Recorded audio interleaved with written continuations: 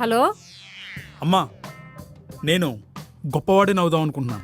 పొద్దున్నే అలాంటి మాటలు ఎందుకురా? నిజమైపోగలవు.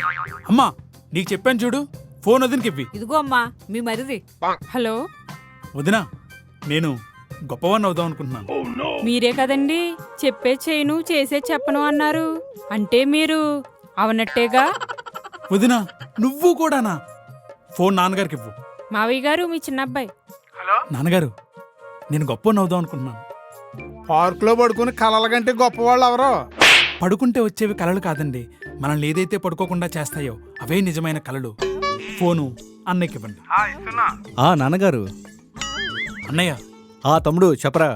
నేను అర్థమైందిలేరా. నువ్వు గొప్పవాడు అవుదాం అనుకుంటున్నావు అంతే కదా. నీకు పొద్దున్నే వడదెబ్బ తగిలినట్టుంది. నా మాటని త్వరగా ఇంటికొచ్చాయి. అమ్మని మీకు చెప్పాను చూడు. ఛీ! నేను సీరియస్ గా మాట్లాడుతుంటే నా మాట ఎవ్వరు పట్టించుకోవట్లేదు.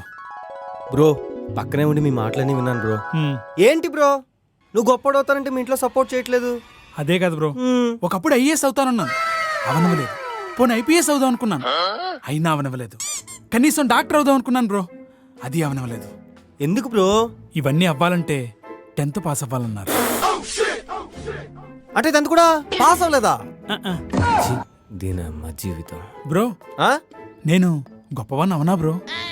అది తెలియదు కానీ నీతో మాట్లాడితే మాత్రం పిచ్చోళ్ళు అవుతారు.